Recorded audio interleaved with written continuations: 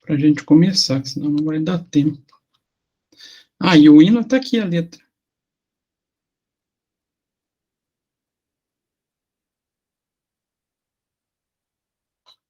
Então tem muita coisa aqui na página do CRC que o pessoal não conhece.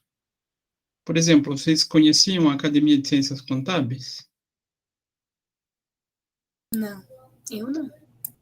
A gente tem a Academia de Ciências Contábeis do Paraná. Até que vocês viram o Moacir Baja, foi lá em cima no primeiro dia, né? Agora quem vai ser a presidente é essa senhora aqui, a Nilva. E esse daqui foi o meu orientador do mestrado, professor Pacheco.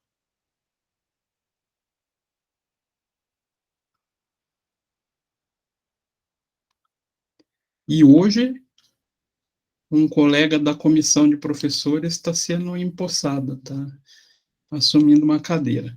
Pena que eu não podia ir. Mas vamos aos assuntos de hoje.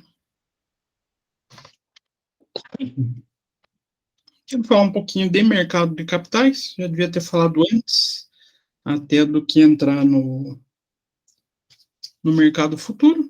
Mas Boa noite, professor. Boa noite, turma. antes é uma...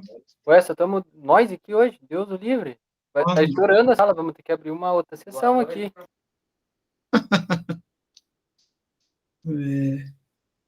Eu devia ter começado antes, mas não vai influenciar muito. Contar um pouquinho do mercado de capital, falar um pouquinho de ações.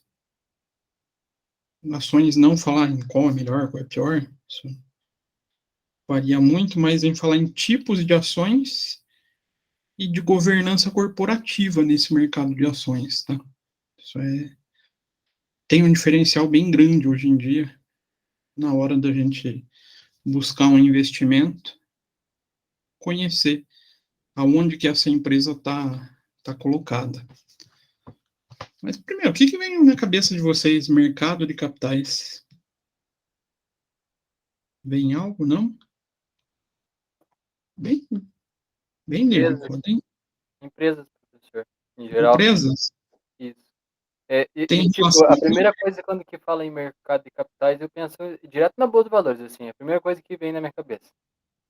Direto. É porque o local, né, que a gente tem a negociação dentro desse mercado de capitais é a bolsa. Por isso a gente tem realmente essa percepção. Então, o mercado de capitais nada mais é do que um sistema criado para facilitar a capitalização das empresas, contribuindo para a geração de riqueza para a sociedade. Então, o mercado de capitais em si nada mais é do que um sistema onde as empresas vão buscar o quê? Recursos. Seja para manutenção da sua operação ou mesmo para ampliação da sua manutenção. Então, investidores de diversos portes, com propósitos diferentes, participam desse mercado, estão tornando possível o funcionamento de importante alternativo mecanismo de financiamento das empresas. Por isso, muitas buscam esse financiamento através da abertura de capital mediante a emissão e venda de ações. Certo? Mais ou menos? Será que é isso mesmo? Vocês conhecem alguém que pensa em abrir as ações da empresa ao mercado?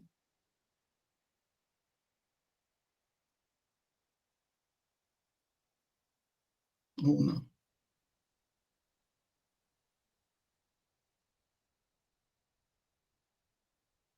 Obrigado. Professor, desculpa, é que eu perdi a linha de raciocínio ali a hora que o professor estava falando. Eu comecei a pensar em outras coisas. Não, É que hoje daí eu tava falando sobre a Bolsa de Valores, daí eu lembrei que a Bolsa de Valores começou, né, caindo pra cacete hoje de manhã cedo e agora ela deu uma recuperada, daí eu comecei a viajar na linha de raciocínio aqui. não, essa parte hoje foi mais especulativo, né? Tem muita discussão do que aconteceu ontem e hoje. Mas a ideia ali é vocês visualizarem essa busca de uma empresa pelo mercado de capital para abertura das suas ações. Vocês já visualizaram alguma notícia sobre esse tipo de caso? A empresa abrir o capital dela, no caso? Sim. Ah, assim, a gente ouve falar que assim, nunca vi a notícia da empresa estar abrindo capital, assim, de primeira, né? Eu sempre escuto falarem assim que quando que a gente quer as empresas para captarem mais recursos para si, elas abrem o capital. Mas assim, tipo, a empresa tal, empresa está abrindo capital hoje. Não, ainda não tinha ouvido falar. Ou que tenha notícia, ou que esteja em um processo para fazer essa captação. Hoje, se vocês buscarem o grupo do Madeiro, ele está nesse processo. Ele está planejando fazer uma oferta inicial. Mas quando que a empresa, acho que para assim, para quando que ela vai começar a abrir o capital, né? Provavelmente o dono dela já quer meio que, como que diz, já está querendo largar os bets, né, do trabalho, né? Porque é mais um processo para Sinceramente, os sócios, né, professor? Para abrir para sócios e deixar a empresa fluir, né? depende muito, Samuel, depende da intenção do que ele vai fazer com as ações. Porque existem casos clássicos do proprietário que quer se afastar e casos do proprietário buscando o recurso. Tudo vai depender de quanto ele vai ficar de ações no final do processo. Então, Mas é que eu existem. vejo assim, desculpa, professor, te interromper. É que eu vejo assim no modo eu se eu fosse empresário, eu para mim abrir meu capital, minha empresa já teria que ter um nome meio que formado no mercado, vamos Ah, sim. supor. E daí eu teria que já ter um funcionamento bom para que as outras pessoas verem minha empresa como uma fonte de renda e comprar minhas ações. Se eu já Sim. tenho um nome bom, já tenho minha empresa no mercado e girando assim, que ela tem um caixa para se manter, eu com certeza conseguiria financiamentos, claro, com uma taxa de juros mais alta, e porque ia ser de bancos, provavelmente, mas eu não ia querer abrir o meu capital para dividir recursos com sócios. Eu ia querer guardar. Eu sou muito capitalista, guardar no meu bolso, professor. Mas é que depende, Samuel. Tem que ver que esse capital seu não vai ser, digamos, você não vai repassar o seu capital. Você vai ampliar o capital da empresa. Sim, eu ia estar ampliando, mas assim, eu entendo essa parte do professor, mas assim, eu ia ampliar, mas assim, com o passar dos anos, né, eu ia ter um retorno muito maior. Esse retorno que eu vou ter abrindo o meu capital, eu vou ter que dividir com meus sócios. Então, assim, eu vou ter um retorno mais rápido, mas eu vou ter que tirar mais dinheiro do meu bolso para futuro, sabe, no futuro. Daí, não sei se já é uma via muito legal, assim. Quebra esse pensamento, Samuel. Depende muito da estratégia de abertura. Então, nem sempre o empresário vai abrir e vai reduzir lucro. Não vou falar nem lucro, lucratividade. Ele vai manter o mesmo retorno sobre o capital investido, muitas vezes vai ampliar. Então, depende. É um assunto que dá para levar uma boa discussão. Mas é comum. A gente vira e mexe, vê notícia de empresa que está se estruturando para fazer essa migração. Vou até comentar dois casos nesse sentido, Samuel, dois casos opostos. O caso do proprietário que quer se afastar do negócio. Aconteceu com o Boticário. Então, já nesse caso, eu já entendo, eu já entendo o ponto de vista do dono da empresa. Por quê? Porque eu já estou velho e eu quero aproveitar daquilo que eu construí a minha vida inteira. Por exemplo, eu Uhum. vou querer viajar, eu vou querer, sei lá, comprar uma Ferrari de ouro, e toda de ouro. É, mas nessa parte eu já entendo. Eu assisti um filme que é aquele, é famosinho, né? Lobo de Wall Street, né? Que o cara que trabalha em empresa grande, daí ele vende as ações das empresas grandes, né? Ele é acionista e ele vai ganhar bem pouco para vender as ações das empresas grandes. Daí ele sai daquela empresa que ele tá, né? Bem, o professor conhece o ele sai daquela empresa que ele tá, entra numa empresa de fundo de quintal para vender ações de empresas muito pequenas. Eu já entendo que para a empresa grande, ela não precisa de tanto recurso como a empresa pequena. A empresa pequena vai demandar de mais recursos e para ela vai ser muito mais vantagem, porque ela vai conseguir se estruturar muito mais rápido com capital de investidores, né, tendo dinheiro de investidores, e poder para ela mesma se manter, porque ela não tem um grande volume de caixa ali, né, para ela poder ampliar a empresa e tudo. Já Aí já, entendo o ponto de visão. já é o que o pessoal também. É o caso do Madeiro, por incrível que pareça. O Madeiro Mas o hoje ele Madeiro já é um nome forte, não é? muito forte. Só que ele tem problema de liquidez hoje em dia. Então ele precisa de capital.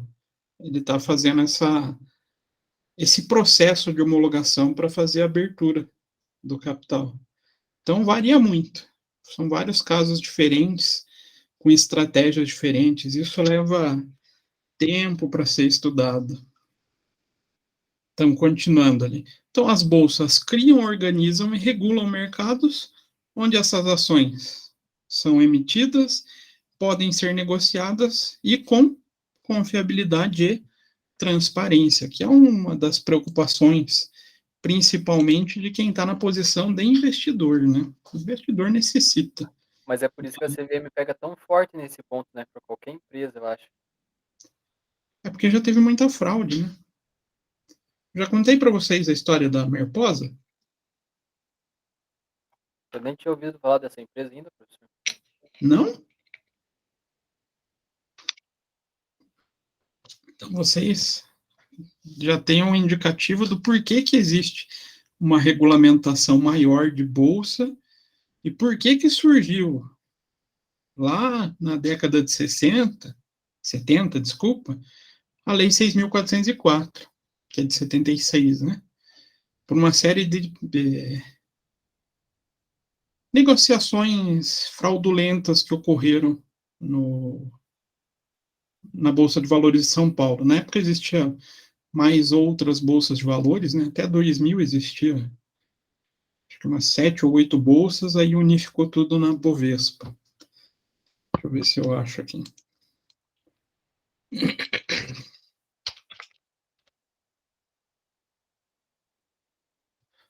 Essa história.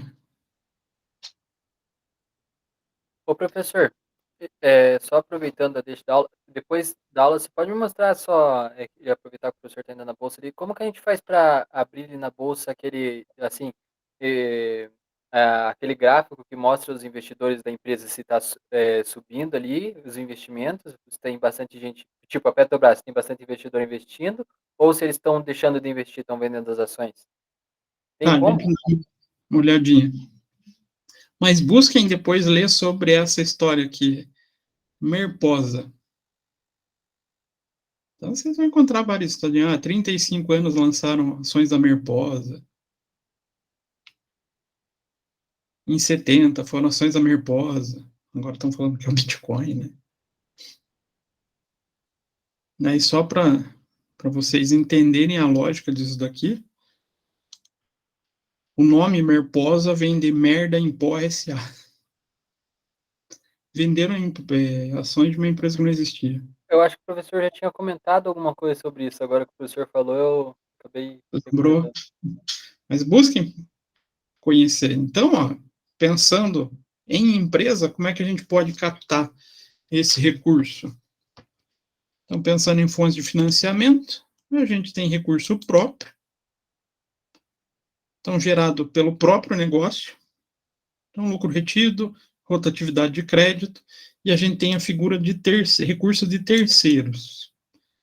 Recurso de terceiros através do capital próprio, que daí são dos acionistas, então a gente tem o capital próprio e as emissões de ações, e o que não é tão bom, capital de terceiros. Muitas vezes a gente vai para negociação com instituições financeiras e acaba sendo menos rentável, mas também existem estudos para fazer em relação a qual capital é melhor para a empresa.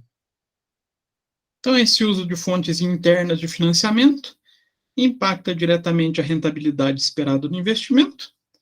Isso faz uma redução do fluxo futuro de rendimento. Então, o que tira a atratividade desse tipo de alternativa. E a emissão de títulos e os empréstimos bancários são as fontes de financiamento. Aí, pelo menos é um ponto de vista meu, infelizmente, mais utilizadas pelas empresas brasileiras. Então, a gente ainda tem uma estrutura baseada em capital de terceiros, através de fontes de financiamento de instituições financeiras.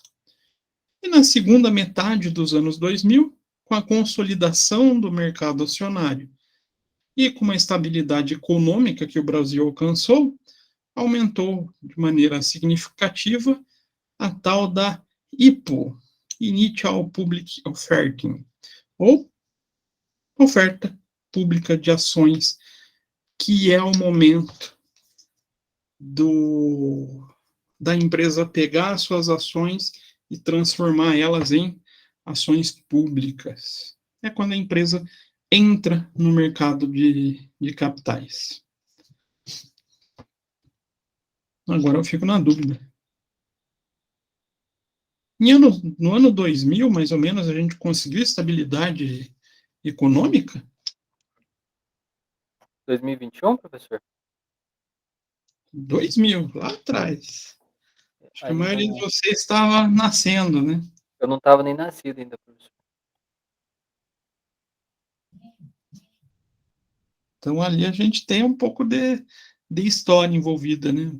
Vocês devem ter visto já, até 94 a gente tem um período bem conturbado de inflação, de insegurança econômica.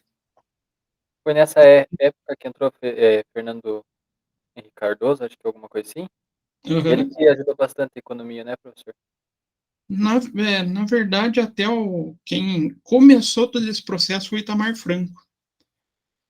Mas é porque a equipe econômica era boa, tá? Ele ganhou mérito, então. Na verdade, foi a parceria entre eles, né? É que a equipe econômica permaneceu, porque era uma base do PSDB, né? Então, ali a gente teve essa consolidação, a implantação do Plano Real, a consolidação do Plano Real.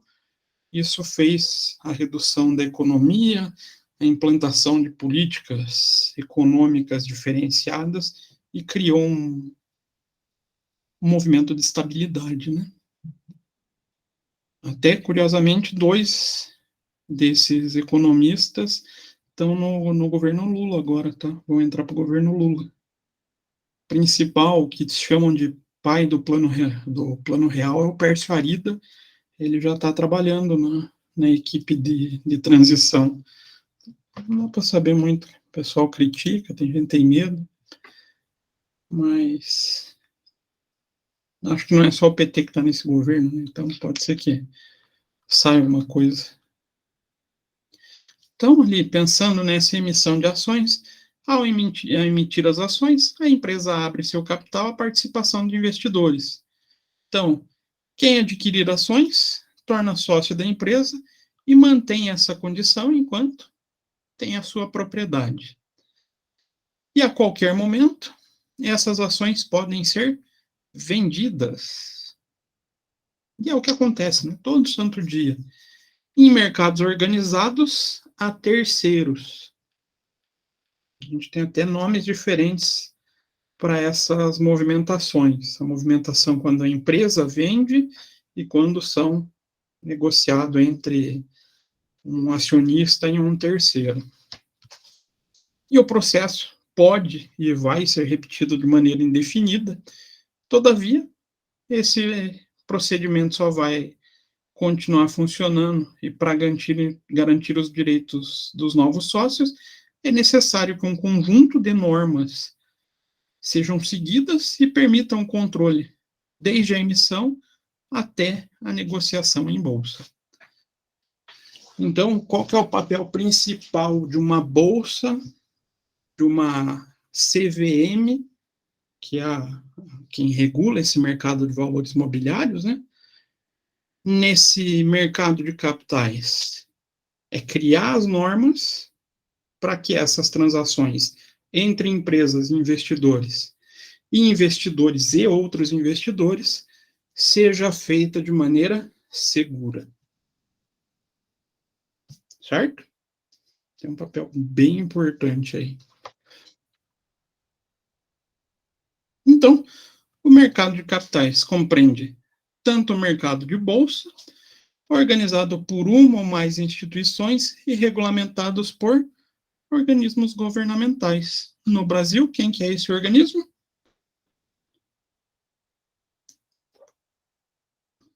Que regula a bolsa, professor? Uhum. A CVM. A CVM, Comissão Ela de tem Valores. auxílio, ela tem, acho que auxílio um pouco do Banco Central também, né, em algumas diretrizes, não? Sim, sim. Mas ela é a principal reguladora, ela tem uma boa estrutura. Então, quanto ao mercado de balcão. Esse último é denominado mercado de balcão organizado, e quando existe fiscalização governamental e não organizado nos demais casos. No Brasil, praticamente, a gente só tem o mercado de balcão da B3, tá? E no mercado de capitais são negociados ações e outros títulos, não só ações. Então, e outros títulos de dívida de emissões de empresas. Qual que é a mais conhecida desses títulos? Debentures. Então, pode ser debentures simples, debentures conversíveis, commercial papers e bônus de subscrição e certificados de depósito de ações, entre outras. Então, esses instrumentos são denominados valores mobiliários. E aqui vou trazer um trabalhinho para vocês. Tá? Por essa razão, embora os valores mobiliários compreendam outras categorias, além dos que eu mencionei aqui em cima, pode-se considerar a expressão mercado de valores mobiliários como sinônimo de mercado de capitais. A qual é mais utilizado? No meu entender, tá? É mercado de capitais. Aí a gente tem que ressaltar que a CVM excluiu expressamente da relação de valores mobiliários os títulos de dívida pública federal, estadual e municipal e títulos cambiais de responsabilidade de instituição financeira. Tá? Não fazem mais parte do considerado valores mobiliários. E no mercado de capital brasileiro, o que é mais negociado? As ações de emissão de sociedade anônima. É o principal movimento que se encontra na B3, né? Será que é? O que vocês acham?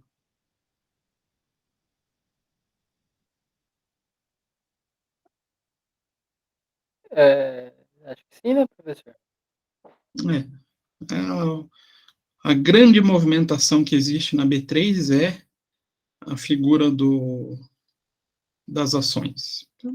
É que, na verdade, as debêntures, elas já são mais, vamos dizer, bem arriscadas, né? Já não é mais a mesma E não ideia de são ação, né? todas as instituições que colocam debêntures no mercado. Então, aí acaba reduzindo. E a debêntures não tem a mesma liquidez que as ações. As ações são negociadas todo santo dia, né? E sem falar que também, se não conhecer muito bem o tipo de debênture que você está comprando, você fica sem... Que nem, se você compra uma ação, o teu risco é se a empresa quebrar, você não vai receber teu dinheiro de volta, tá bem específico. Já as debêntures, ela tem uma, vamos dizer assim, um meio que Uma um apoio. garantia. Isso, uma garantia.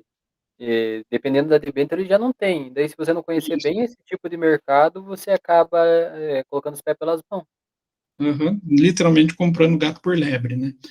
tem que conhecer os tipos de debêntures bem certinho para você escolher qual que é o melhor caminho. Mas hoje, até para as debêntures, como está no mercado muito bem regulamentado, é mais difícil a gente encontrar problema.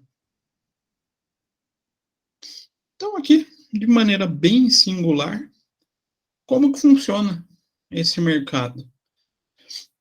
Então, a gente tem as empresas com necessidades de financiamento e de investimentos.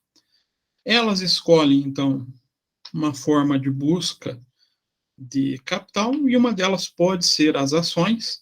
Elas colocam essas ações então, no mercado, que vai ser denominado mercado primário. E essas ações são negociadas através de corretoras ou distribuidoras, aqui a gente pode ter a figura de distribuidoras, com os investidores.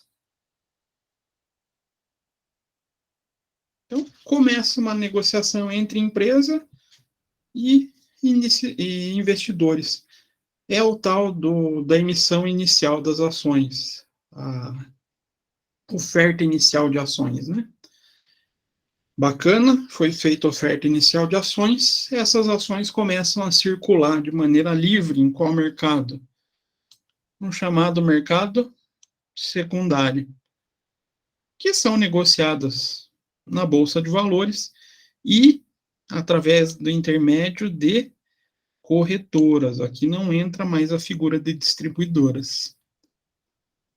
Então, aqui, diversos investidores negociam com diversos investidores todo santo dia, fazendo com que esse mercado funcione de modo regular. Certo? Só uma pergunta, professor, no mercado tipo na Bovespa, você consegue comprar títulos públicos? Você não consegue. CDBs você consegue comprar na Bolsa de Valores? Não, Não também. não. Beleza.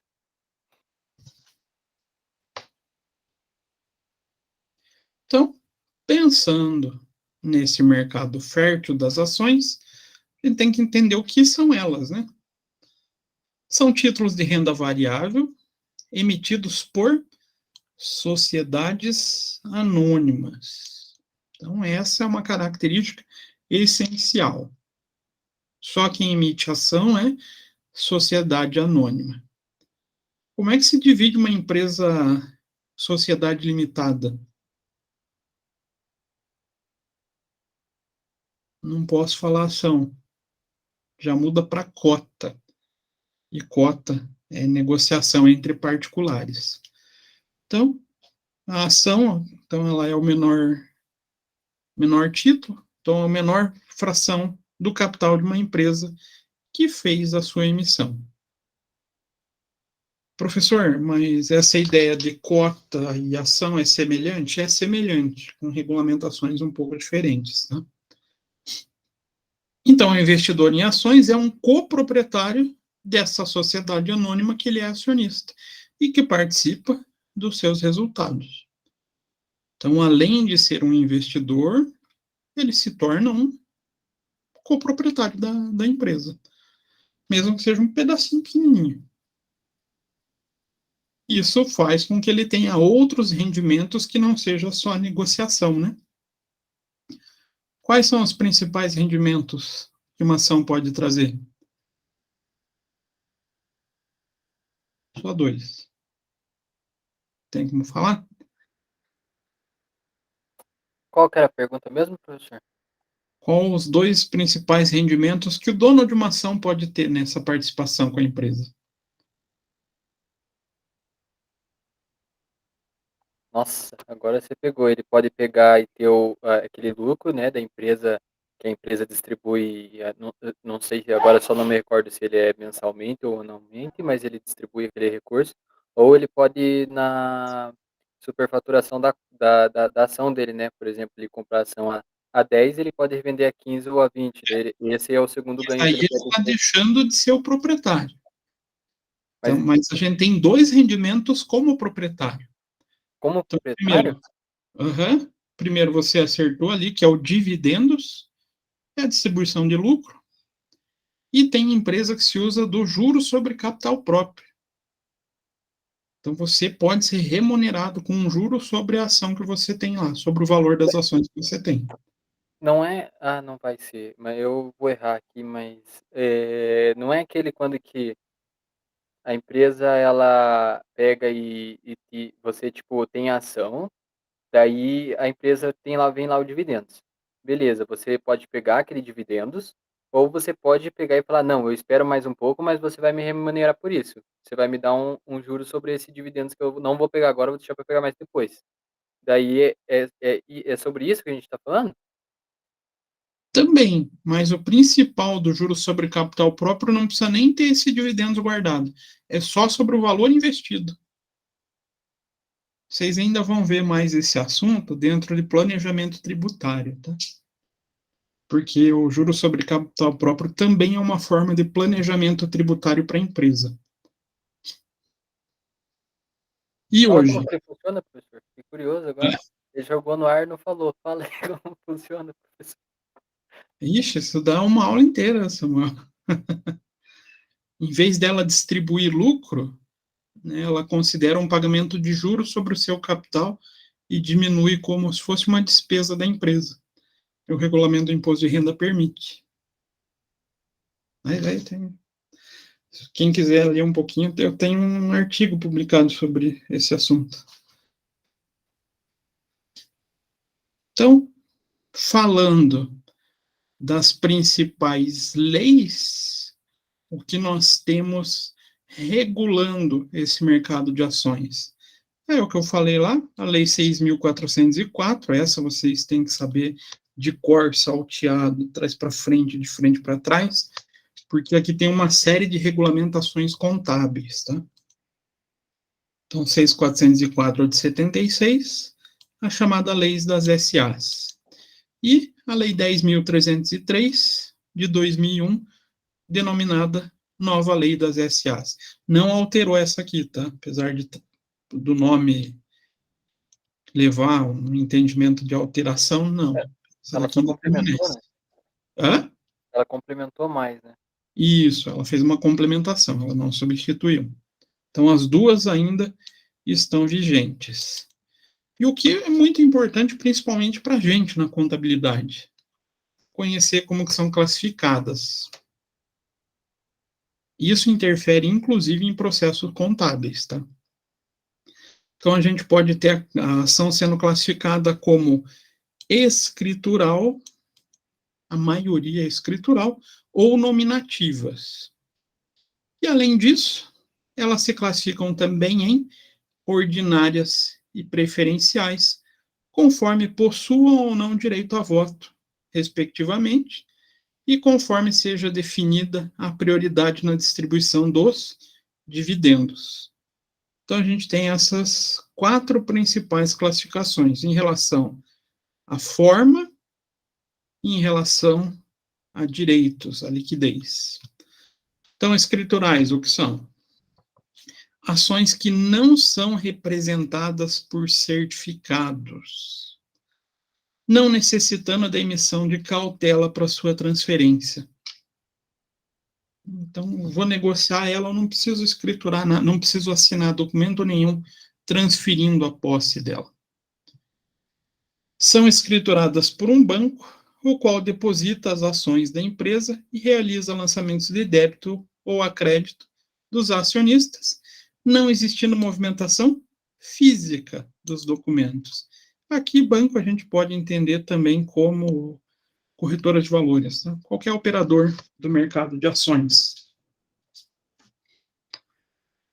Então, qual que é a principal característica da ação escritural? Não precisa ter Ela não documento. tem comprovante, somente É. lá na instituição, no caso. Aonde que está esse comprovante? Lá na Bolsa de Valores, indicando onde existe esse controle de quem são os atuais proprietários das ações. A maioria das empresas que os investidores negociam são escriturais. E a gente tem opa, fiz um riscão aqui. as nominativas. Então, são cautelas ou certificados que apresentam o nome do acionista, cuja transferência é feita através da entrega dessa cautela ou de averbação de termo em livro próprio da sociedade emitente, identificando o novo acionista. Então, a gente tem o livro de ações de uma sociedade anônima, onde a pessoa, o contador, o escriturário, faz o registro, quem está transferindo para quem uma determinada ação. Professor, existe esse tipo de ação? Existe. Só que não é tão comum de ser negociada, porque aqui a gente encontra muito a figura das sociedades anônimas fechadas. Então, não é de livre negociação, como que a gente é acostumado. Então, a movimentação maior são as escriturais, mas as nominais existem, principalmente aí no mercado de sociedade anônima de capital fechado.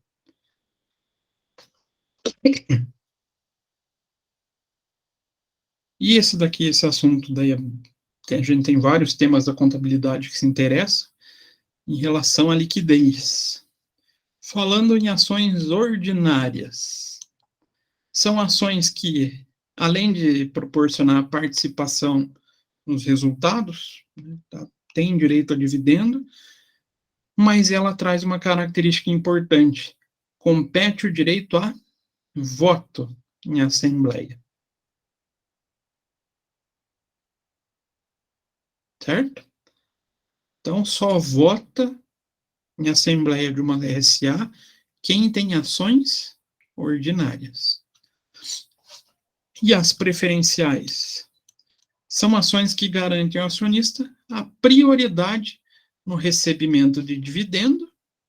Aí aqui dá para frisar que elas têm geralmente um percentual um pouco maior do que as ações ordinárias, e no reembolso do capital em caso de encerramento da sociedade. Mas, em contrapartida, ela não tem direito a voto em assembleia. Mas tem um requisito que ela pode ter direito, né, professor? Como assim, Samuel? Agora eu peguei o professor. Se na, se na ação ordinária, ali os caras que têm ação de voto, o cara que tá ah, não peguei o professor não, eu me peguei. É que tem tipos agora só não me recordo se é em fundo de ações, é em fundo de ações que isso acontece. Quando Ah, que é preferenciais ali, daí se não atingir a meta que eles estabelecem lá em 3 meses, acho, 4 meses ou 3 anos, 5 anos, alguma coisa assim, os preferenciais também têm direito a voto daí, né? mas aí é nos fundos. Sim, eu me enganei aqui. A empresa em si só vota quem tem ação ordinária. Eu quase peguei, professor. Faltou só esse detalhe. Só o fundo. Já o preferencial, ele tem a vantagem nesse recebimento antecipado ou a distribuição com percentual um pouquinho maior. Isso faz com que investidores diferentes tenham interesses diferentes. Como assim, professor? Quem será que tem preferência em ação ordinária? Será que é especulador financeiro? Ou aquela pessoa que pretende permanecer determinados tempos ou até se inserir em determinado negócio? É aquele que quer o negócio. Então, quando vocês veem uma empresa comprando outra a ponto de querer o controle dela, né, para tomar as decisões naquele segmento que ela atua, ele tem que ir atrás de ações ordinárias.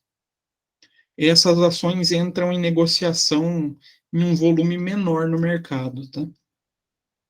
Já as ações preferenciais são aquelas que os especuladores gostam, porque elas são facilmente negociáveis. Não que o ordinário não seja, né? mas a preferencial ela é considerada de maior Aí quem compra liquidez. ordinária geralmente está visando a longo prazo já, né, professor? É. E o preferencial não, ele vai negociar conforme a perspectiva de ganho dele. E isso faz com que eles necessitem de regras, para que também não vire uma bagunça. Hoje, como é que funciona o limite de emissões? Então, vou abrir o meu capital. Só posso ter o quê? Ações ordinárias. Tenho que ter no mínimo metade das minhas ações. Antigamente era um terço. Antigamente antes de 2001, tá? E as ações preferenciais, no máximo metade. Antigamente também era um terço. Ah, por que houve essas mudanças, professor? Para que as empresas comecem a não ofertar volumes exagerados de ações preferenciais, onde eu vou buscar recurso do mercado, mas eu continuo com o controle da empresa, menos tendo uma participação menor. Isso diminui a responsabilidade do administrador. Então, tendo um volume de pelo menos metade de ação ordinária, garante que quem está no controle vai ter a penalização em termos de capital no mesmo volume que ele buscou no mercado. Também busca uma garantia para o investidor, né, professor? Porque se ele pode também palpitar sobre as ações, sobre a maneira que quem dirige a empresa está tomando as decisões, ele pode chegar lá e falar, né? Claro que vai precisar Uhum. de quase todo mundo, mas vai poder falar alguma coisa. Mas ali a ideia é justamente não deixar um volume menor na mão de quem está controlando. Quem quer controlar tem que ter um capital grande, tem que ter uma participação razoável. Então, aí falando na preferência das ações, é aquela figura ali que a gente frisou: prioridade em caso de falência e distribuição de dividendos fixos ou mínimos vai depender do estatuto social da empresa e de preferência para participação no mercado, mínimo de 25% do lucro líquido, com prioridade de 3% do PL, dividendo mínimo de 10% acima das ordinárias. Então, a gente tem vantagens em relação a recebíveis. Aí, falando um pouquinho dessa estrutura de mercado, que eu simplifiquei lá atrás, a gente tem a figura de mercado primário e secundário. Mercado primário: qualquer ativo financeiro que tenha a sua primeira negociação no mercado. Então, quando ele é vendido pela primeira vez, diz que tal operação ocorreu no mercado primário. Então, eu estou abrindo as ações da minha empresa, vou fazer uma oferta inicial, uma IPO, posso escolher, inclusive, ou uma corretora ou uma distribuidora, e vou fazer a negociação no mercado primário.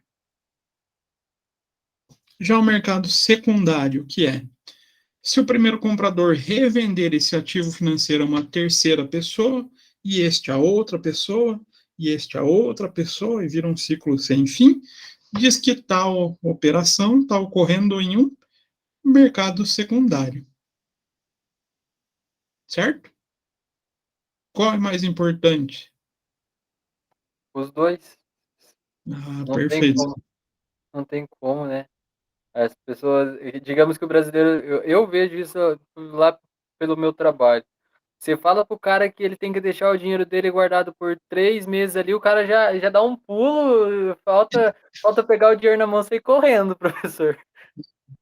Mas é que o brasileiro ele tem uma dificuldade de lidar com capital restrito, né? Com capital de, vamos falar assim, com restrição de operação. O brasileiro gosta de ter a certeza da liquidez. Por isso que o brasileiro investe em poupança ainda. Né? Fazer o quê? Professor, eu contar uma experiência para você. Era, acho que quarta-feira eu tava trabalhando, daí chegou uma mulher lá com o cartãozinho de poupança, assim, né? Deu beleza, né? Fui dar uma olhada, ela pediu para mim depositar um dinheiro para ela, abri lá a conta dela, dei uma olhada, fui depositar o dinheiro, tinha 125 mil e alguma coisinha guardado na poupança. Ela depositou, deu 127. Eu peguei, olhei pra cara dela e falei, moça do céu, você tá perdendo um dinheiro, moça, você tá perdendo um dinheiro. Daí ela falou assim, como assim eu tô perdendo dinheiro? Falei, olha aqui, eu fiz a simulação do quanto que ela tava ganhando na poupança. E falei, moça, se você aplicar isso com a menor rentabilidade que o banco vai te dar hoje, você vai ganhar no mínimo uns R$ 2.000 por mês. Eu fiz a simulação no celular pra ela e mostrei pra ela. Falei, ó, isso daqui. Ela falou assim, eu vou te bater. Eu falei, não, eu vou bater na senhora, porque é a senhora que tá perdendo dinheiro. Daí ela falou: "Não, mas eu não sei o quê". Daí eu falei pra ela assim: "Ah, então, a gente só tem que trocar desse lugar que a senhora tá colocando dinheiro aqui, e colocar nesse lugar que a senhora tá nesse lugar aqui pra senhora ganhar esse dinheiro". Só que assim, ela perguntou assim: "Mas, a poupança eu posso tirar a hora que eu quiser". Eu falei: "Nesse daqui a senhora também pode tirar a hora que a senhora quiser, e a senhora pode pegar e é a mesma coisa que a poupança, a senhora não tem carência nenhuma, e a liquidez é diária". Daí ela falou assim: "Não, mas eu vou deixar na poupança mesmo, porque assim eu não tenho dor de cabeça". Eu falei: "Moça do céu, não, eu não quero que a senhora faça isso", e não tem como tirar da cabeça. E era nova, professor, não era gente velha assim, sabe. Qual, Mas qual que era a outra opção, Samuel, que você fez a simulação para Eu ela? fiz no CDB, no DI ainda, que é a taxa mais tem o CDB Mas, ó, mais, digamos que a gente tem lá no banco o CDBDI, o Plus e o outro lá, agora esqueci o nome. Eu fiz a simulação pelo CDBDI e não joguei a taxa que o banco está remunerando realmente. Eu já tirei imposto de renda e joguei a taxa um pouco mais abaixo, porque se eu fizesse simulação já com a taxa direta, ela podia pegar e ter uma rentabilidade menor futuramente e vir brigar comigo. Eu fiz uma taxa de 0,94 para ela por cento por mês. E ela ainda assim não quis investir. mas é cultural, infelizmente. É que o brasileiro tem muito na cabeça de que os outros investimentos ele vai ter dificuldade de recuperar o dinheiro, mas mudou muito o mercado de 5 anos, 10 anos atrás para hoje. Mas faz parte. Mas aqui, voltando então, Samuel acertou ali a importância, tanto mercado quanto primário quanto secundário são importantes.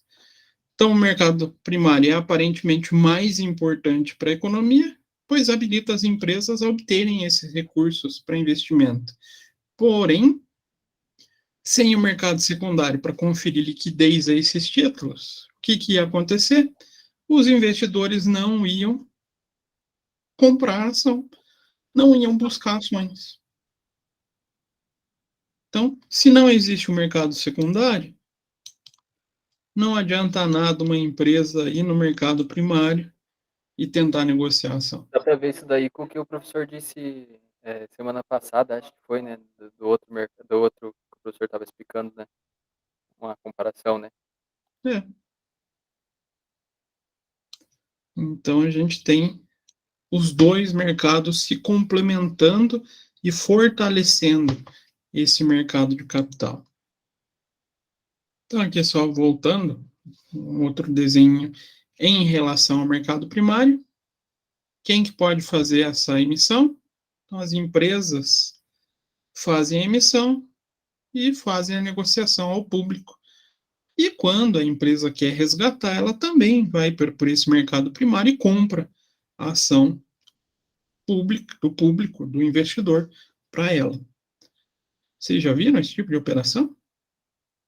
Pode fazer? Será? Não pode? A empresa comprar de volta, Aham. ela pode fazer, mas o Ibovespa não deixa ela pegar totalmente, né, as ações dela, só pode pegar uma parte de volta. Ela tem que Tem deixar um uma tanto rodando no limitação. mercado. Essa margem de limitação é para não interferir em negociação de mercado.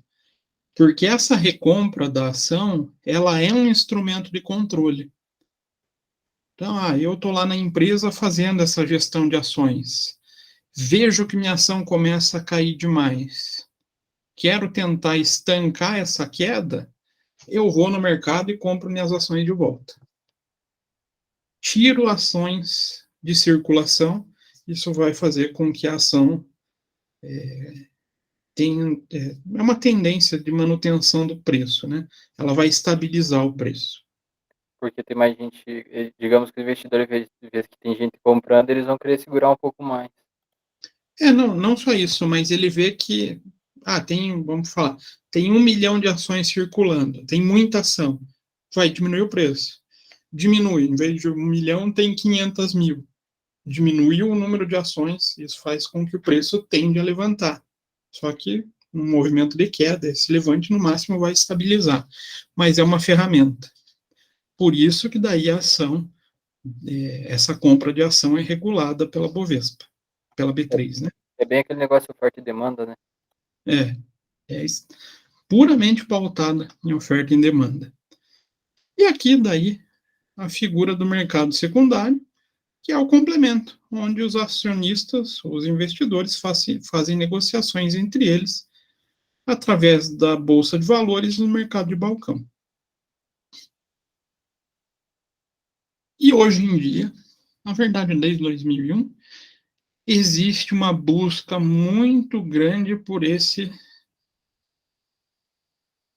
nome ali que eu coloquei, governança corporativa, que até foi tema da segunda palestra lá, né? O Eloir acabou comentando bastante sobre governança, qualidade da informação, gerenciamento de risco. Não teve isso? Ele teve uma hora que ele frisou bem naquele específico no que a CVM pede lá para a gente publicar como que fala, os resultados financeiros da empresa. Não sei se eu posso usar esse nome, mas ele colocou assim, informação. Oi? O 20F? Esse mesmo, tempestiva, a informação tempestiva, correta, porque, querendo ou não, se ele não fizer isso também, a gente vai tomar no zóio, né? Porque o investidor e a CVM vai estar em cima. E a própria empresa perde a credibilidade, né? Então, hoje, esse discurso da governança corporativa, essa prática da governança corporativa, se tornou uma necessidade das empresas. E se tornou também uma forma de controle. Por isso eu frisei aqui, novo mercado. Já ouviram falar desse novo mercado? Esse nome ainda não. Teve uma hora na palestra que ele frisou um pouco lá na hora do relatório dele, que ele falou, meu relatório tem 400 e não sei quantas páginas. Daí eu fiquei pensando assim na minha cabeça, né? Pô, mas ele, cara, se ele não fizer um relatório desse daí, pra uma empresa desse tamanho, cara, investidor não vai querer saber, cara. Ele vai estar correndo um risco que, assim, não é necessário, né? Mas tem empresa que ainda não chega a esse tamanho, Samuel, infelizmente. Por isso existem essas classificações. Essa história de novo mercado nada mais é do que classificações dentro da B3 ou dentro da antiga Bovespa. Lá na LL, quando eu estava lá, né, a gente tinha orgulho. Então, a gente tinha em todos os papéis timbrados que a gente utilizava o logo da LL num lado e no outro cantinho o selo do novo mercado. Porque a LL era classificada como uma empresa do novo mercado. Mas o que é esse novo mercado? Então, vamos lá. Então, o crescimento e desenvolvimento do mercado de capitais fizeram que ocorresse o aumento do interesse nos investidores institucionais em diversos mercados do mundo. Com isso, cresceu também a preocupação com as políticas de investimento, que exigem informações cada vez mais claras, e seguras. A qualidade dos controles e da informação cada vez maiores. A globalização fez isso acontecer, né? Então, seguindo essa tendência, no Brasil aconteceu a mesma coisa. Grande parte das companhias abertas vem procurando melhorar as práticas de governança corporativa e de transparência na divulgação de informações, visando, então, aqui entender os interesses dos investidores, ainda que falta bastante para a gente alcançar os objetivos de mercados mais desenvolvidos. Então, a própria história do formulário 20F, ele não é uma criação aqui no Brasil. O formulário 20F é americano. E por que que a UEG Araucária S.A. tem o 20F? Por causa da Copel. A Copel tem ações em Nova York, né, ela é negociada na Bolsa de Nova York, e por isso ela tem que apresentar. Então, ela já apresentava, mesmo antes das exigências aqui da CVM, lá na Bolsa de Nova York. Então, como se pode observar, no tratamento a minoritários, na mudança do controle acionário de alguns países em relação ao que a gente compara no Brasil. Então, como é que a gente pode destacar hoje esse tratamento na mudança? Estados Unidos, como é que ocorre? Compradores das empresas pagam o mesmo valor recebido pelos acionistas que detinham o controle. Inglaterra, vale a regra americana. Se o comprador adquirir mais de 30% da empresa, pode ser obrigado a lançar uma oferta pública para todos os minoritários. Eu não posso ir comprando altas cargas de ação sem oportunizar os minoritários. Na França, há poucas trocas de controle no país. A operação tem de ser previamente aprovada pelas autoridades, que podem definir a situação dos minoritários.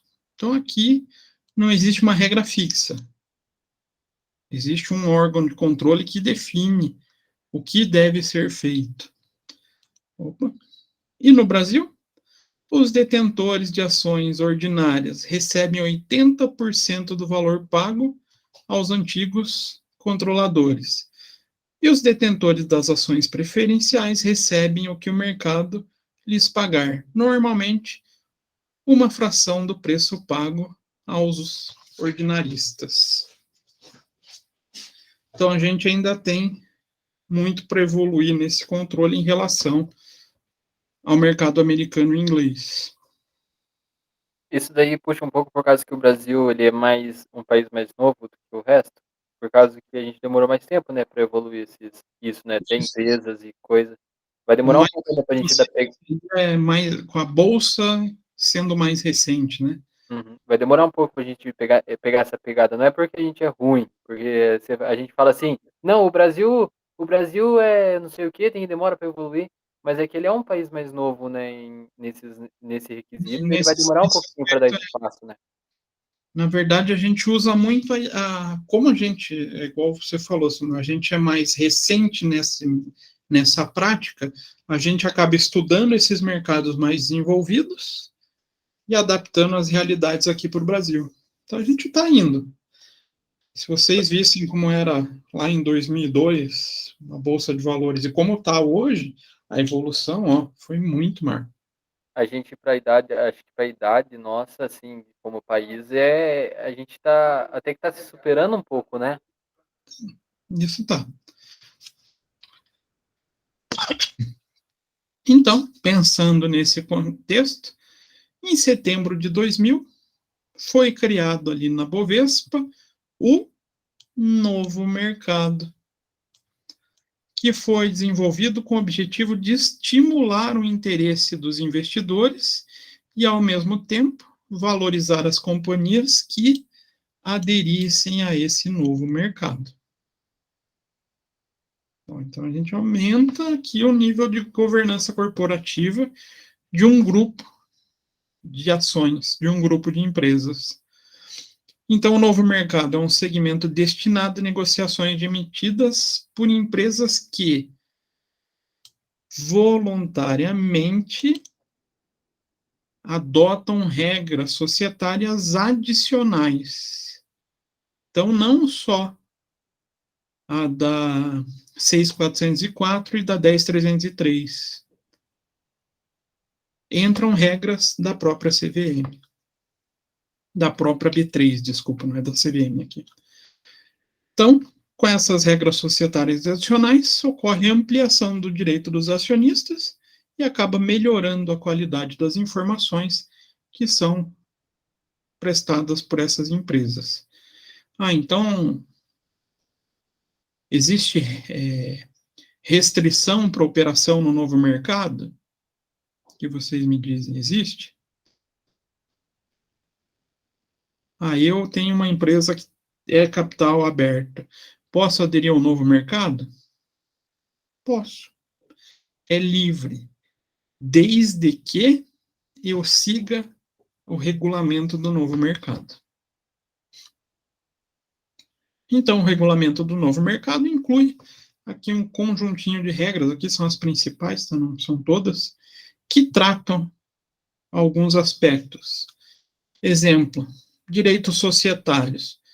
Somente ações ordinárias, tag-along, conselho de administração com mandato de 1 ano e no mínimo 5 conselheiros, fechamento de capital com oferta pública pelo valor econômico, aqui já pode ser penalidade, tá? Transparência é outro ponto. Demonstração consolidada, demonstração de fluxo de caixa, demonstração financeira em padrão internacional, contrato entre a empresa e partes relacionadas. Isso daqui é um problemão na contabilidade, tá? Que foi até um comentário que o professor Guilherme fez, né? Querendo, as normas internacionais querem mudar um pouquinho essa história das partes relacionadas. E realizar pelo menos uma reunião com o mercado por ano. Geralmente elas fazem no mínimo 4, tá? E de dispersão, free float com pelo menos 25% e a adoção de mecanismo de dispersão nas ofertas públicas de ações. Professor, o que é aquele tag along lá? Eu já ouvi falar, mas eu não me recordo o que significa. Como que eu posso te explicar?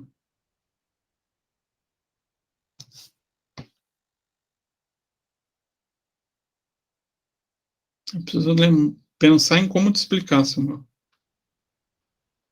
A gente já volta nesse... Ele é um negócio bem difícil de lembrar mesmo, porque eu tentei já estudar sobre e eu não consegui captar ainda. É complexo. Por isso que eu estou pensando em como te explicar. Aqui, em relação à legislação do mercado de capitais, o novo mercado cria obrigações adicionais para a companhia que assume a entrada nesse novo mercado. Então, realização de oferta pública de colocação de ações por meio de mecanismo que favoreça a dispersão de capital, manutenção da circulação de uma parcela mínima de 25% das ações, extensão para todos os acionistas nas mesmas condições obtidas pelos controladores, quando da venda do controle, mandato unificado de pelo menos 1 ano, demonstrações contábeis pelas normas US-GAAP e IS-GAAP, normas americanas e internacionais, melhoria das informações trimestrais, por isso surge o 20F, obrigatoriedade de realização de compra de todas as ações em circulação pelo valor econômico, na hipótese de fechamento do capital ou no cancelamento do registro de negociação no novo mercado, e o cumprimento de regras de disclosure em renegociação envolvendo ativos de emissão da empresa por parte de acionistas controladores e administradores da empresa. Eita, pô, sabe que eu estou em aula, fico mandando mensagem. Então, a B3 assume a tarefa de supervisionar e garantir a execução das normas e regras estipuladas no regulamento de listagem do novo mercado e níveis diferenciados de governança corporativa. Em caso de infração, existem sanções para os respectivos responsáveis pela obrigação. Então, pode ser multa para administrador, companhia e controlador. Pode chegar ao ponto do que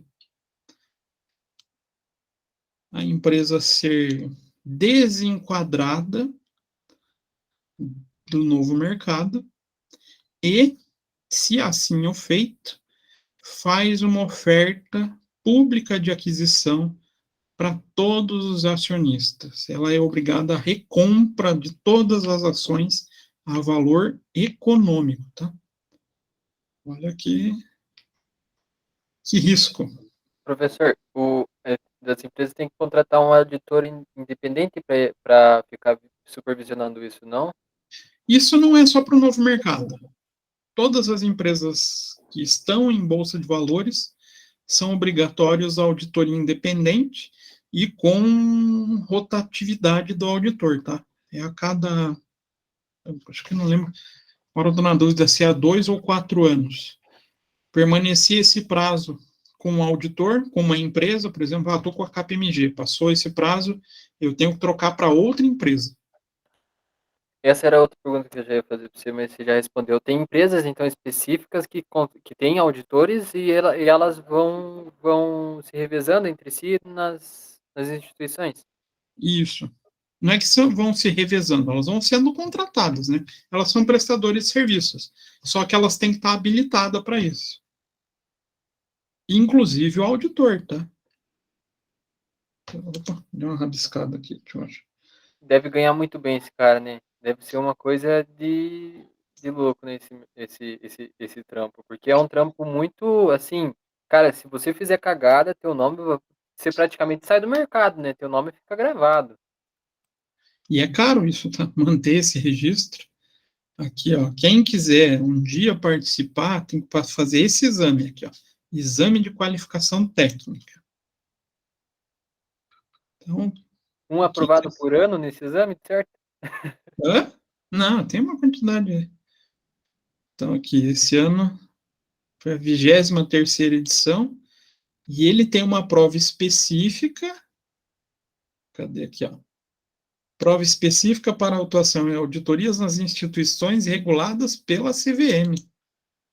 Então, CVM, Banco Central, SUSEP, Previc, o auditor tem prova específica para fazer. A CPA 10 já tá difícil, mas onde eu chego lá? Onde eu chego lá? E aqui, mas aqui daí é para o cara que vai trabalhar na auditoria, tá, Simão? Mas, É professor, diferente do CPA. mas se você tira, se você, por exemplo, pega um trabalho de auditor ali, conhecendo um pouco já do mercado, cara, isso dá para fazer muito. Acho que é uma das profissões aí que dá para fazer bastante dinheiro aí no Brasil. Por exemplo, o professor Guilherme, ele trabalhou há muitos anos em empresa de auditoria. O próprio Eloy, que hoje está lá como presidente da Araucária S.A., era auditor externo. A Ana, eu indiquei um livro do professor Marcelo Cavalcante. O Marcelo Cavalcante era auditor da KPMG. Acho que é da KPMG. Mas é da KPMG ou da Price. Ele era responsável por equipe de auditoria também. Então, é um ramo que é possível de entrar, mas tem que pensar no segmento de auditoria mesmo. Aí é diferente de quem vai fazer o CPA. E a prova é bacana, tá, gente? Deixa eu ver se eu consigo acessar a prova aqui. Cadê? Fundação César Rio.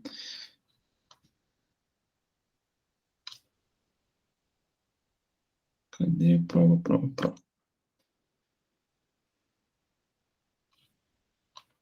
Quando vocês quiserem, deem uma olhadinha. Já começa com a bela questão de DVA.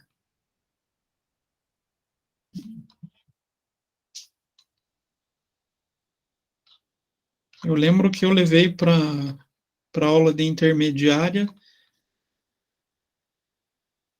Não foi a da CVM. Eu peguei aqui.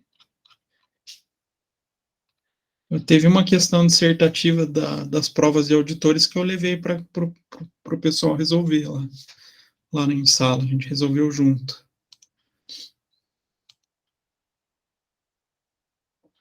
E então, falando especificamente da governança, o termo governança foi criado nos inícios da década de 90, nos países desenvolvidos, para definir regras que regem relacionamento dentro de uma companhia com acionistas, controladores, minoritários e administradores.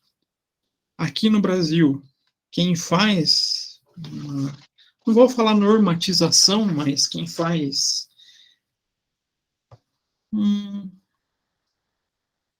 instruções, não seria bem o termo técnico,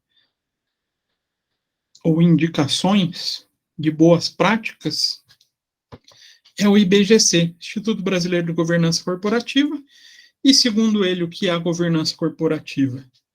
É o sistema que assegura aos sócios proprietários o governo estratégico da empresa e a efetiva monitoração da diretoria executiva. A relação entre propriedade e gestão se dá através do Conselho de Administração, a auditoria independente e o Conselho Fiscal. Instrumentos fundamentais para o exercício do controle. A boa governança corporativa garante equidade aos sócios, transparência e responsabilidade pelos resultados. Então, ele busca trazer essa série de usuários participantes do mercado, então, acionistas, administradores, auditores e um grupo de conselheiros desempenhando uma função de controle e gestão, visando uma igualdade entre todos os participantes dessa empresa, todos os sócios, com transparência e responsabilidade. A governança pode ser entendida como resultado da combinação de direito e práticas voluntárias apropriadas que habilitem a companhia a fazer o quê? Atrair capital financeiro e humano. Então, vejo que a governança não pensa só no lado financeiro, até porque a boa governança exige capital intelectual de qualidade. Também permite desempenhar suas metas de modo eficaz, perpetuar sua capacidade de geração de valor a longo prazo, então não é só gerar valor para o agora, respeitar o interesse de todos os acionistas e da sociedade como um todo. Então, ela se preocupa não só com a empresa, mas com toda a sociedade que está em volta dela, né? Até vocês devem estar acompanhando, vem sendo muito falado no ISG, né? Até a gente teve uma palestra sobre ISG na contabilidade. Tudo isso são movimentos derivados das boas práticas de governança corporativa. Então, o objetivo da governança é assegurar a todos os acionistas igualdade, então equidade, transparência e responsabilidade nos resultados, bem como a obediência às normas, às leis. E pensando, então, nessa governança corporativa, no novo mercado, a gente não parou só no novo mercado, tá? Então, os segmentos de listagem da Bovespa foram criados para facilitar a listagem e a apresentação das empresas, segundo esse conjunto de normas de conduta, para a empresa, administradores, controladores, considerados importantes para uma boa valorização das ações e de outros títulos emitidos pela companhia, né, outros ativos. Primeiro, a gente já falou como funciona, criação do novo mercado. Foram criados segmentos que prezam por regras rígidas de governança corporativa. E essas regras vão, além das obrigações que a companhia tem perante a lei das sociedades anônimas, e tem como objetivo melhorar a avaliação das companhias que decidem aderir de maneira voluntária. Então, posso me enquadrar ou entrar em um desses mercados, em uma dessas listagens, desde que eu adote as regras para esse grupo. E no novo mercado, ou a segregação das empresas da maneira desenvolvida com o novo mercado, ficou desse modo. posso me enquadrar como uma empresa nível 1, nível 2 ou novo mercado. E tudo isso vai ser de acordo com governança corporativa. Então, nível 1, padrões intermediários de governança. Então, característica, melhoria na prestação de informações ao mercado e a adoção de mecanismo para o aumento das dispersões das ações ofertadas. Será que é bem visto uma empresa classificada como nível 1? Acho que já pressupõe mais risco, né, professor? Já traz um risco maior. Se eu não tiver um excelente ganho, não me motivo aí para o nível 1. Nível 2. Já me interessa um pouco, porque daí eu vou ter um retorno maior e vou correr um pouco de risco, mas o retorno vai ser maior. Vai ser maior. Então, são ações com alto padrão de governança. Então, a empresa e controladores adotam um conjunto bem mais amplo de práticas de governança corporativa e de direitos adicionais para os minoritários. Tag along de 100% para as ações ordinárias e 70% para as preferenciais, a existência de câmara de arbitragem e preferenciais com direito a voto em algumas ocasiões. Algumas. Aqui a gente tem a Petrobras, tá? Petrobras hoje ela é nível 2. E o novo mercado? Padrões superiores de governança. Só existe ações ordinárias em ações de empresas do novo mercado. Possibilidade dos minoritários com assento no conselho. Então, as empresas podem abrir espaço para os acionistas minoritários, e geralmente elas fazem. Conselho de administração com no mínimo 5 membros. Realização de oferta pública que favorece a dispersão de capital. Então, manutenção em circulação de uma parcela mínima de 25% do capital e também existência de câmara de arbitragem. Será que parou só aqui? Será que ficou só nesses 3 níveis? Não. Foram criados os novos segmentos da Bovespa+, na época que ainda era Bovespa, né?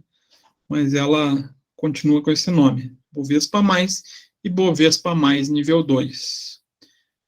E como é que funciona? Bovespa+, segmento para empresas de pequeno e médio porte que queiram captar recursos em menor escala e a um prazo mais longo. Então, aqui a gente já tem uma classificação em relação a que tipo de empresa vai para esse mercado. As ações emitidas precisam ser ordinárias, então não pode ter preferencial, e as empresas têm prazo de até 7 anos para complementar a primeira emissão pública de ações. Puxa, professor, 7 anos é tempo pra caramba. Para esse tipo de operação, não é. Para vocês terem ideia, para abrir uma oferta inicial de ações, são 9 estágios acompanhados pela CVM, pela B3. Qualquer empresa vai levar pelo menos 1, 2 anos. Então, uma empresa de pequeno porte, para fazer essa adequação, 7 anos é um prazo até apertado. Tá? E nesse mercado é preciso que 25% das ações também estejam em circulação, semelhante ao novo mercado, para que seja garantido um mínimo de liquidez. E é garantido o direito de tag alone de 100% para as ações ON. E a Bovespa mais nível 2, então é similar ao Bovespa mais, porém permite que sejam emitidas também ações preferenciais. Então, esse segmento aqui foi criado pensando na possibilidade de pequenas e médias empresas entrarem no mercado de ações. Será que aqui a gente está buscando se assimilar a quem? Parece coisa do mercado americano, não parece? O mercado americano já não tem só grandes corporações no mercado de ações. Tem pequenas e médias.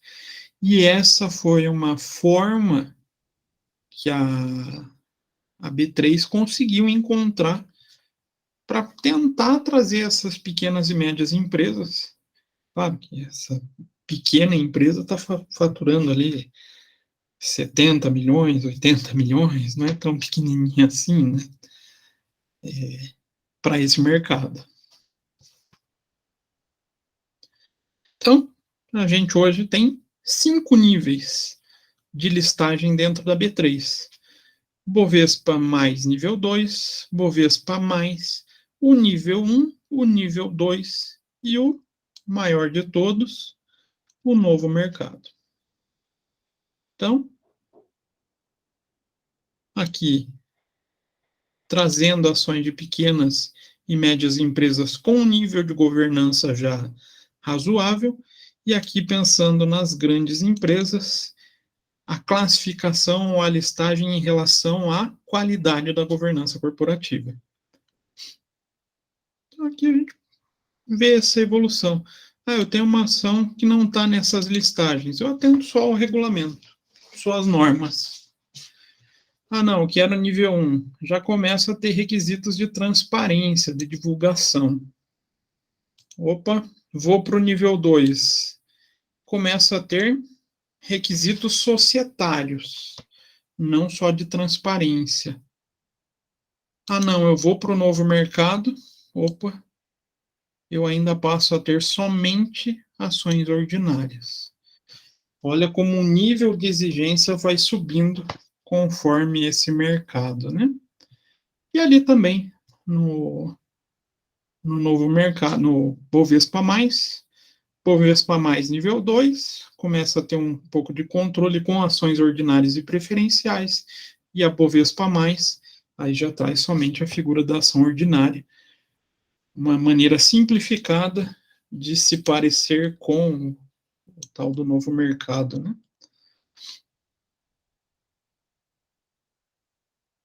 Hoje era só isso que eu trouxe para vocês. Muita coisa?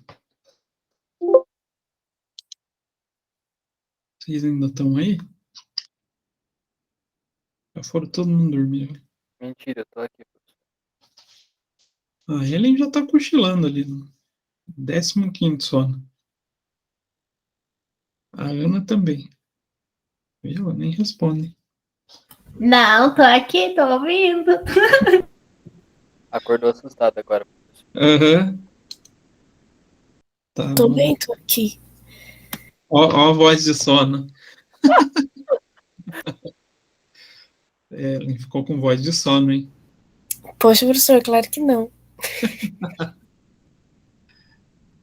Bom, gente, era isso que eu tinha para tratar com vocês hoje. Vou colocar um trabalhinho para vocês pesquisarem sobre os valores mobiliários.